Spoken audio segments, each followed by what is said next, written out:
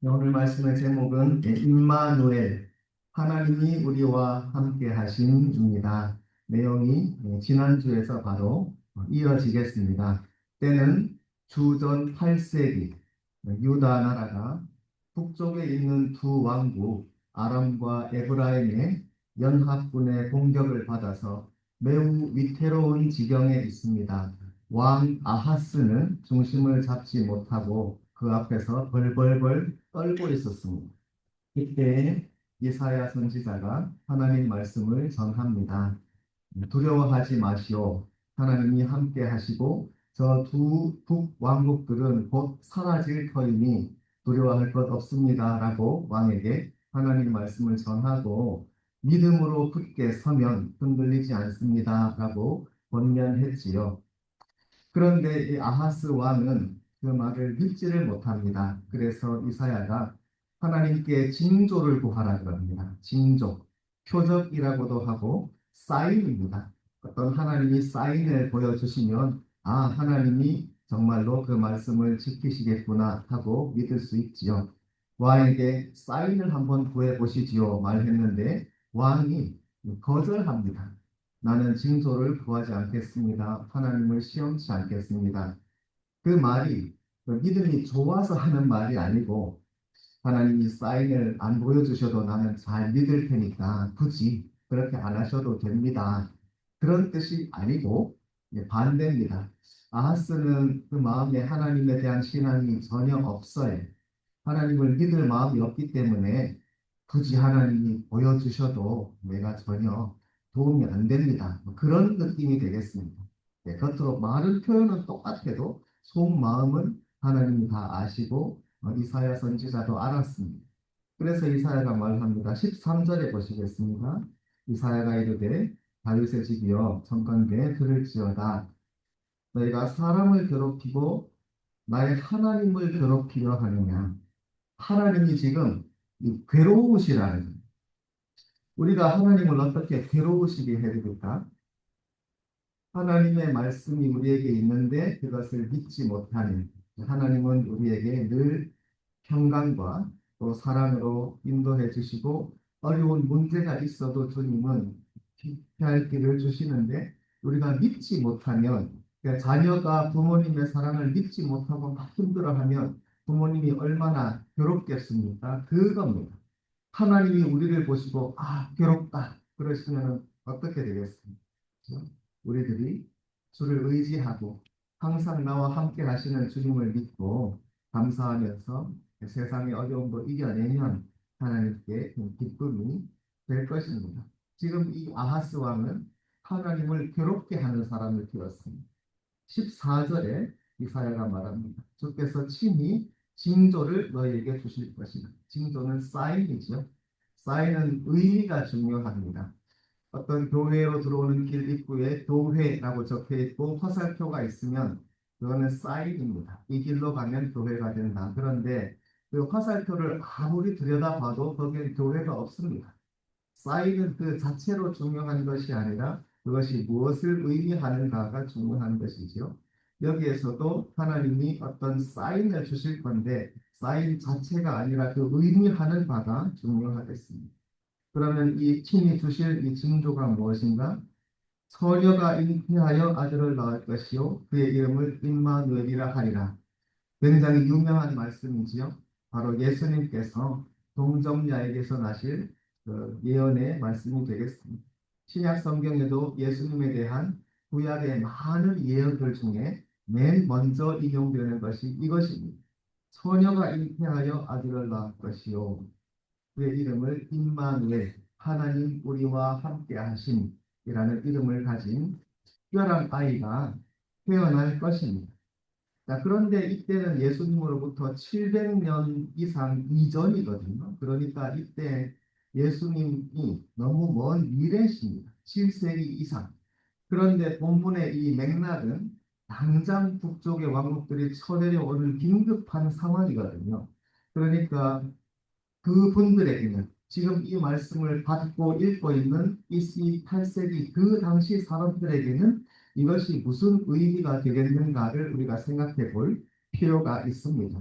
이게 성경 읽기의 재미입니다. 성경 말씀이 무슨 뜻인가, 하나님의 무슨 마음인가 하는 것을 읽을 때에 때로는 우리가 과거로 시간 여행을 해서 그 당시 분들에게는 무슨 의미였는가, 오늘 우리에게는 또 미래에는 무슨 의미인가, 다양한 의미가 있을 때가 많습니다. 그것을 우리가 다 여러모로 살펴보면 참 유익하지요.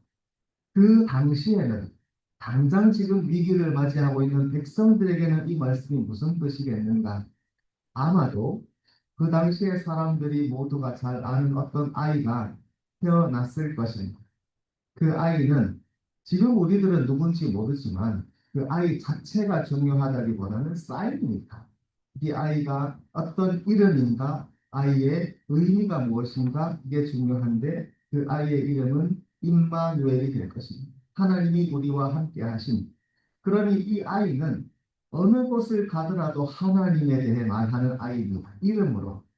학교에 가면 선생님이 출석을 부릅니다. 임마누엘 네 하면 선생님도 옆에 있는 아이들도 아 하나님 우리와 함께 하시지 다시 한번 상기할 수가 있죠.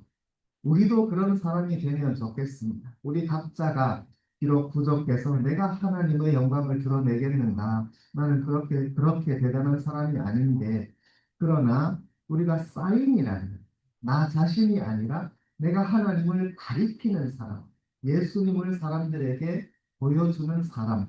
그래서 아, 임마누엘 그 사람을 볼 때 하나님이 우리와 함께 계시는구나. 이런 것을 주위 사람들에게 보여줄 수 있는 그런 우리 하나님 자녀들의 삶이 되면 참 좋겠습니다. 이 아이가 그런 아이입니다. 이름 자체가 하나님 우리와 함께 하심이라는 사실을 가는 곳마다 이웃들에게 알려주고 있습니다. 이 본문에서 처녀가 잉태하여라고 했는데 그러면 그 BC 8세기 그때도 처녀가 아이를 낳는 일이 있었는가 생각할 수가 있겠지요. 그런데 이 히브리 단어 처녀라는 이 단어는 젊은 여인이라는 의미로도 번역이 됩니다. 그러니까 그때에는 아마도 어떤 젊은 자매님, 사람들이 다 아는 그 자매님이 아이를 낳았던 일이 있었고 그 아이가 임마누엘이었고 그러나 그 아이는 어떤 사인인 것이고 진짜 이 예언의 완성은 예수님께서 동정녀 탄생으로 주님 나실 때에 완전히 성취가 된 것이죠. 그 당시에 이 아이가 태어났습니다. 임마누엘이라는 아이가 하나님 주시는 사인으로 얻었습니다.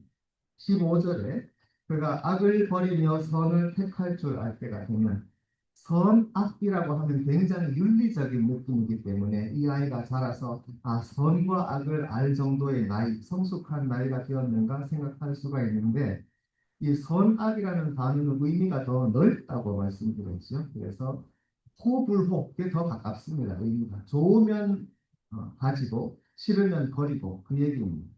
아주 어린 아이도 이 정도는 할 수 있는 나이가 됩니다. 저도 아들을 키우다 보니까 아이들 조금 자라면 먹을 걸 주면 애가 좋으면 입으로 안 먹습니다. 싫은 거 주면 애가 싫어 그러죠.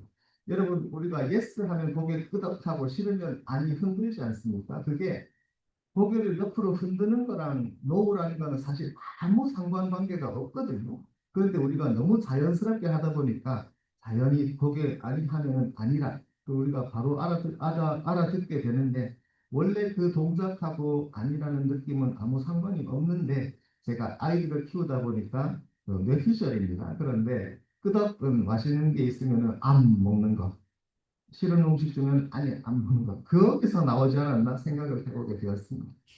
아이를 키우다 보면은 좋은 거는 가지고 싫은 거는 안 가지고 하는 그 정도 나이가 대략 3살, 4살 그 정도면 됩니다. 굉장히 어린 나이를 말하는 거거든요. 그러니까 이 아이가 잉태되어서 태어나고 또 그 정도 자라서 3살 정도 자라면 대략 한 4년 정도의 시간을 생각하면 되겠습니다.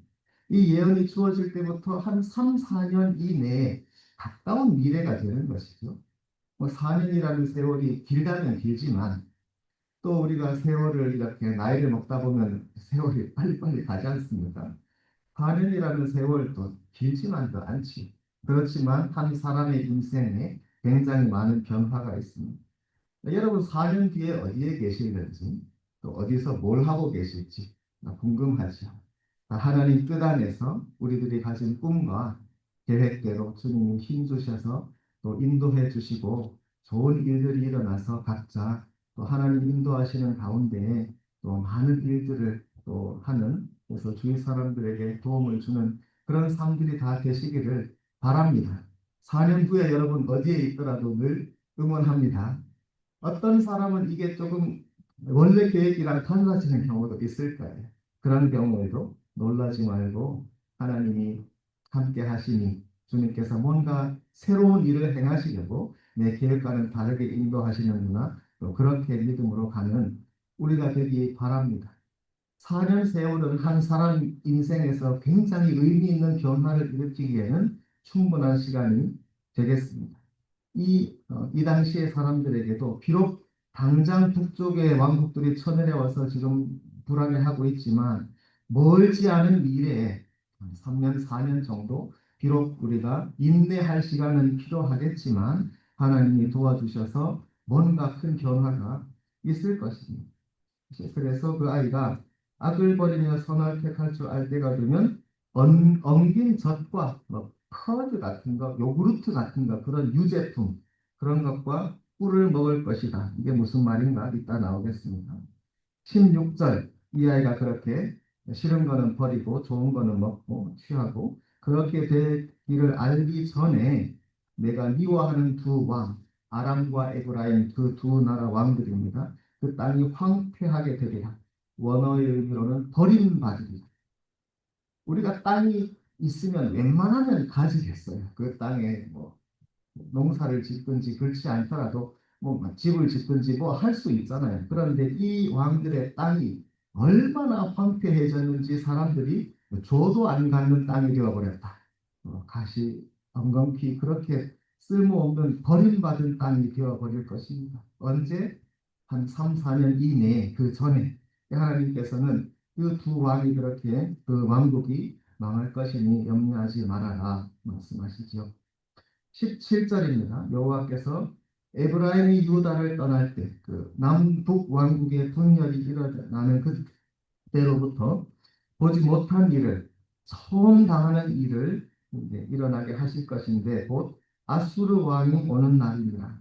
아수르 이 나라가 사실 모든 문제의 진짜 원인이 되는 것이죠. 그 북쪽의 두 나라와는 비교도 되지 않는 크고 강한 나라가 지금 하나하나 다 격파하면서 쳐내려오고 있습니다. 그러니 지금 아하스 왕은 내가 저런 작은 나라들이 아니라 큰 형님 아수르한테 좀 붙어보자. 그래서 거기 편이 되어서 살아남아 보려고 했지만 그 큰 제국이 유다라고 봐줄 리가 없죠. 결국은 완전 유다까지도 집어삼키기 위해서 쳐내려올 것입니다. 아수르 왕이 오는 날, 이것이 이 당시로서는 가장 큰 재앙이고 고난이 될 것입니다. 그러니 임마누엘 이 아기가 태어나는 것이 마냥 평화와 또 기쁨의 소식만은 아닐 수 있습니다. 우리들은 임마누엘 예수님 성탄절이 되면 늘그 명절을 즐기면서 또 추리와 선물을 생각하지만 사실 예수님 오셨던 그 때도 너무나 위험하고 또 척박하고 사람들이 힘든 날이었다는 것을 우리가 기억을 하게 됩니다. 이때도 마찬가지입니다. 이 임마누엘 특별한 아기가 태어났는데 문제가 사라지지 않습니다. 도리어 더 커져요.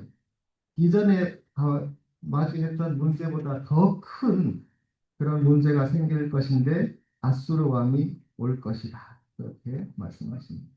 18절, 그날에 여호와께서 애굽 하수에서 강물 나일강에서 먼 곳에 파리를 부르신다.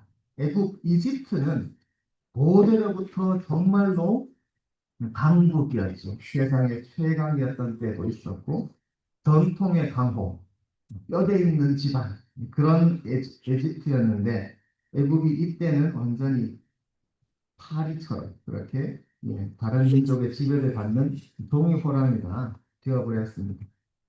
지금까지도 이집트가 독립국가가 제대로 된 것은 최근입니다. 20세기거든요. 그 긴 세월 동안 이집트는 다른 나라의 지배를 받게 되었다는 것이죠. 그래서 거기에서 군대가 올 텐데 파리 같다. 파리가 굉장히 성가시게는 할 수 있지만 앵앵앵하지만 진짜로 그 피해는 못 주잖아요. 그런 군대 같은 이집트의 파리 때들이 올 것이고 그런데 아수르 땅에는 벌이 올 것입니다. 벌은 실제로 힘들 뿐 아니라 피해를 입히죠. 그래서 아수르 왕이 보내는 군대는 유대 나라에게 이렇게 실제로 위협과 어려움이 될 것입니다. 20절에 보시겠습니다. 그날에는 주께서 하수 저쪽에서, 하수는 강물이거든요. 성경에서 강물이라고 딱 나와 있고 아무 설명이 없으면 대개 유프라테스 강이다 말씀을 드렸습니다. 왜냐하면 그 강은 워낙 유대인들에게 눈물 어린 그리고 아픔이 서려 있는 강이기 때문에 잊어버릴 수가 없습니다. 유프라테스 강 하면 유대인들은 그 눈물을 줄로 흘리는 뭐 그런 느낌이 되겠습니다. 왜냐하면 그곳에서 하도 많은 어려움들이 적군들이 몰려오는 일이 있었기 때문에 그렇게 되어 있는데 주님께서 그 하수 강물 건너편에서 아, 아수르를 가리킵니다. 세메 온 삭도 면도칼 아수르 왕을 면도칼에다가 비유를 하십니다. 웬 면도냐? 아수르 왕이 와서 한다는 일이 뭐냐면 주의 백성의 머리, 털과 발, 머리부터 발끝까지 온 몸의 털을 다 밀어버린다. 그러니까 머리와 발은 온 몸을 포함하는 것이고 또 면도를 털을 밀어버린다는 것은 굉장히 그 유스미즘이라고 합니다. 좋은 표현인데 실상은 굉장히 비참한 것이죠. 그런데 돌려서 좋게 말하는 것인데 이게 굉장히 모욕적이지 않습니까? 이런 온몸을 연도를 시켜버린다는 것은 그러니 유대 이 하나님 백성들이 당하게 되는 이 고난과 이 모욕과 수치와 그리고 실질적인 피해가 엄청날 것이라는 것을 이렇게 말씀을 하시는 것입니다. 야수르 왕이 그렇게 고통을 줄 것입니다. 그런데 이것을 세례원 하이어했습니다. 하나님이 이 아수르 왕을 하이어했다는 것이거든요. 그러니까 이방에서 쳐내려오는 이 나라, 이 왕이 자기가 잘나서 강해서 그런 것이 아니라 결국 이 모든 것도 하나님의 뜻 안에 있다.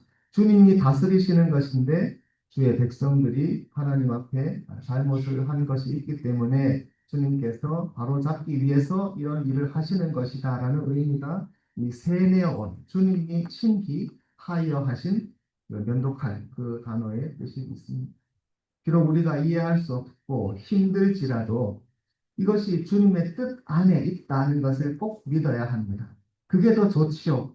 우리에게 어려운 일이 있는데 이게 주님도 손 쓰실 수 없는 그런 일이면 주님도 외면하시거나 주님도 무력하신 그런 일이면 그게 진짜 큰 일이지. 그런데 그런 일은 없습니다. 우리 삶에 어떤 놀라운 일이 일어나더라도 반드시 주님의 뜻 안에 있습니다. 그러니 주님은 그분의 지혜와 또 사랑 가운데 때가 되면 이 모든 것을 그 뜻대로 이루시고 우리들에게 그 모든 의미를 알려주실 것입니다. 결국은 하나님의 아버지의 사랑, 또 부모님의 사랑, 그것을 우리들은 믿습니다. 자녀된 우리가 다 이해하지 못할 때가 많지만 반드시 하나님은 가장 좋은 뜻을 위해서 때로 우리들에게 이런 어려움도 주신다는 것을 꼭 기억해야 하겠습니다. 21절 그날에는 사람이 한 어린 암소와 두 양을 기르리니 그래서 북방에서 아수르와 군대가 쳐들어와서 온 땅을 황폐케 할 것입니다.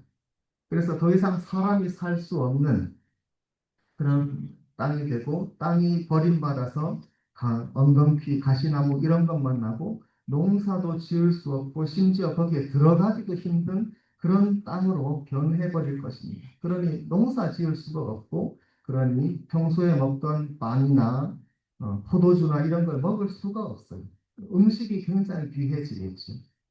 이 대목에서 우리가 예레미야 애가 2장 11절 한번 보시겠습니다. 같이 한번 읽어보실까요? 시작. 내 눈이 눈물에 상하며 내 창자가 끊어지며 내 간이 땅에 쏟아졌으니 이는 내 백성이 패망하여 어린 자녀와 젖먹는 아이들이 성읍 길거리에 기절함. 너무나 사실 가슴 아픈 말씀이 되겠습니다. 예레미야 애가 슬픔의 노래, 말 그대로 이것은 바로 바벨론으로 인해서 유다 나라가 멸망당하고 백성들이 극심한 고난 가운데 있게 될 터인데 그때의 실상이 이러합니다. 전쟁으로 상하고 죽는 것도 고통이지만 적들이 포위하고 있으면 당장 닥치는 어려움이 성 안에 양식이 떨어져 버립니다. 굶어서 죽는 것이고 그런 때가 되면 사람들이 인간성을 버리고 정말로 자기 목숨만 살아남기 위한 그런 무서운 짐승 같은 세상이 되면 제일 피해를 입는 것은 약한 사람들이죠. 어린아이들. 어떻게 그 생존 경쟁에서 이길 길이 있겠습니까? 약자들, 어린아이들, 병든 사람들, 이런 사람들이 제일 괴로울 것입니다.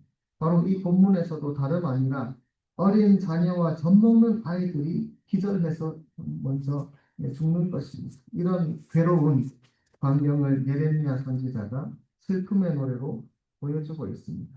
그런 상황이 닥칠 터인데 22절 오늘 본문의 22절 보시면 그것들이 한 사람이 기르는 암소와 두 양, 그 동물들이 내는 젖이 많음으로 엉긴 젖을 먹을 것이라 그렇게 되었습니다. 그러니 아수르 왕이 쳐들어와서 온 땅이 황폐해지고 농사지을 사람도 땅도 없기 때문에 식량이 없어질 것인데 그러므로 평소 때 같이 빵이나 포도주는 못 먹겠지만 다행히 하도 풀이 많으니까 그 온 땅에서 풀들이 무성하게 자라게 되니 사람들은 차라리 소와 양을 기르게 될 터이고 풀을 많이 먹고 우유를 많이 낼 것입니다. 그러니 사람들이 유제품을 많이 먹는다 그 얘기입니다. 먹을 게 그거밖에 없어요. 아침에는 우유, 점심은 치즈, 뭐 저녁에는 요구르트 이런 식으로 연명하게 될 것이고 또 디저트는 꿀 이렇게 먹으면서 살아가게 될 것입니다. 수많은 사람들이 죽임을 당하고 살아남은 사람들은 이렇게 어려운 시기를 지나게 될 것이다. 이 예언이 되겠습니다. 아까 임마누엘 아기가 서너 살 때가 되면 엉긴 젖과 꿀을 먹을 것이다. 그 얘기입니다. 굉장히 힘든 날이 오기 때문에 먹을 것이 동해지고 그렇지만 마침 그 동물들이 내는 우유는 많을 것이기 때문에 풀을 많이 먹으니까 그 우유를 먹고 이 아이는 살아남을 것이다. 그 예언이 되겠습니다. 임마누엘 이 아기가 우리에게 주는 예언의 의미가 상당히 무겁습니다. 먼저 우리들은 하나님의 예수님이 이 땅에 오시는 그 귀한 예언이 되는 이 말씀이 결코 우리들에게 쉽고 가볍지만은 않다. 도리어 가장 이 세상에 죄악이 가득하고 힘든 고난의 때에 주시는 말씀이라는 것을 기억해야 되겠습니다. 도리어 그런 어려움이 있을 때에 그 백성들에게 하나님께서 가장 귀한 선물로 이 임마누엘 아기를 보내주시는 것이지요. 이 아이는 누구에게라도 비록 힘들지만 하나님이 우리와 함께 하신 임마누엘이라는 그 메시지를 어디서나 전하는 아이가 될 것입니다. 예수님 나실 때도 마찬가지입니다. 예수님 이 땅에 오셨을 때에는 크리스마스에 캐롤 부르는 그런 느낌보다는 실제로 사람들이 너무나 힘들어할 때입니다. 당시에 헤롯 왕이 실제로 예수님을 잡기 위해서 그 남자아이들을 다 죽이는 그런 악한 때거든요.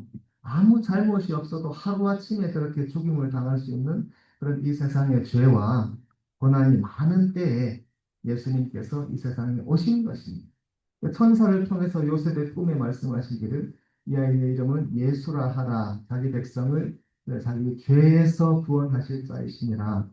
백성들을 죄에서 구원하신다는 말은 백성들이 죄가 많으니까 그 죄에서 구원하신다는 뜻도 되지만 백성들이 죄의 능동태가 될 수도 있지만 수동태도 되거든요. 죄 때문에 고통을 당하는 백성들이라는 뜻도 돼요.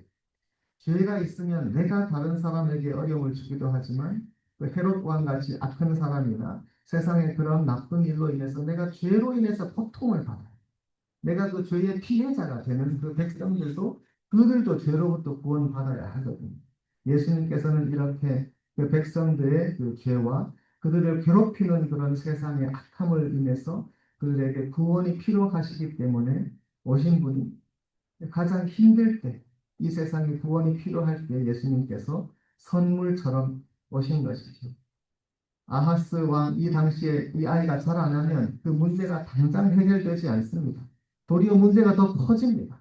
그 작은 왕국이 아니라 아예 아수르라는 대제국이 밀고 내려오는 큰 문제가 생깁니다. 문제가 더 커진다고 할 수 있고 사실은 진짜 문제가 드러난다고 할 수 있죠. 아수르 왕이 이 모든 사태의 원인이기 때문입니다. 하나님께서 함께 하시면 그 문제들이 그냥 사라지지는 않습니다. 대개는 그냥 문제가 사라지는 것이 아니라 도리어 진짜 문제가 드러나게 됩니다. 그 전에 우리가 힘들다 어렵다 하는 문제들이 간혹 보면은 진짜 문제가 아니라 곁가지였을 때가 많이 있고 가만히 보면 그런데 진짜 우리가 상대해야 하는 큰 문제가 또 있는 경우가 있습니다. 대개 우리들이 회피하거나 또 무기력해지거나 그럴 수가 쉽죠. 그러나 예수님이 우리에게 함께 하시고 하나님이 임마누엘 하시면 우리들이 그 진짜 문제를 대면할 수 있는 믿음과 용기를 주십니다. 주님 앞에서 숨겨질 것은 없기 때문에 주님은 모든 것을 드러내어 주십니다. 그래서 그리고 그 모든 문제들을 맞설 수 있는 능력을 주십니다. 지금 임마누엘 아이가 하는 일이 그것입니다. 이 아이가 지금 금방 자라나서 3살, 4살 뭐 하겠는가 하지만 이 아이를 통해서 하나님이 우리와 함께 하시는 사인이 되고 그리할 때에 문제를 그대로 정면으로 맞설 수 있게 됩니다. 아수르 왕이 쳐내려올 것입니다. 그러나 하나님이 함께 하시기 때문에 우리들에게는 구원이 있습니다. 물론 인내해야 하고 고난이 있을 수 있습니다. 쉬운 일이라고는 말하지 않아요. 그러나 어려움이 있을지라도 주님은 어찌했든 구원을 베푸시고 피할 길을 내어주십니다. 그래서 평소 때 먹고 있던 맛있는 케이크나 이런 거는 못 먹겠지요. 그러나 비록 맨날 유제품만 우유만 맨날 먹어도 하나님께서는 그런 인내 시간을 통해서 반드시 구원을 베푸시고 또 주님의 큰 뜻을 보내어 주시고 도리어 더 중요한 하나님이 우리와 함께 하심이라고 하는 그 주님의 사랑을 온전히 보여주십니다. 예수님 하신 일이 바로 그것입니다. 주님께서 동정녀의 몸에서 나신 그 참 하나님의 아들로서 세상에 오실 때에 예수님 나신 그때는 험악한 때였고 예수님 장성하셔서 사람들 가운데 사역하시는 그때는 더합니다. 죄악이 더 가득하고 세상에 죄가 얼마나 많은지 결국은 예수님 그분을 죽이려고 덤비잖아요. 사탄의 권세죠. 죽음의 권세, 죄악의 권세. 그것이 예수님 앞에서 드러나잖아요. 그전에는 숨어 있을지라도 예수님이 광야에 금식하실 때 사탄이 자기를 드러낸단 말이에요. 하나님 앞에서 숨어 있을 것이 없죠. 다 자기의 정체를 드러내게 됩니다. 문제의 본질이 드러나는 것이죠. 우리들이 그것을 내 힘으로는 감당할 수 없지만 하나님이 함께 임마누엘 하시면 대면할 수 있습니다. 예수님께서 그 사탄 권세를 맞서시죠. 사탄은 더 날뛰니다. 진짜 예수님 하나님의 아들이 오셨으니까 그분을 십자가에 죽이려고 그렇게 도모를 하죠. 예수님께서 이 모든 죄악의 문제를 해결하신 것은 그분이 하나님의 아들이시기 때문에 가능했습니다. 임마누엘 이 이름은 예수님께는 사인이 아니라 그분 자체이십니다. 그것이 예수님의 특별한 예수님 그분이 우리와 함께 하시는 하나님 그분이십니다. 그리고 그분은 그분 자신이 황폐케 되셨습니다. 아까 그 땅이 황폐케 된다는 원래 의미가 버림받는다는 뜻이라고 했잖아요. 예수님 자신이 버림받으셨습니다. 그래서 나의 하나님 어찌하여 나를 버리시나이까 그 똑같은 단어거든요. 예수님 자신이 버림받으심으로 십자가에서 황폐케 되심으로 이 죽음의 권세를 그분의 몸으로 친히 멸하셨습니다. 그리고 죄악을 이기고 부활로 승리하시는 것이죠.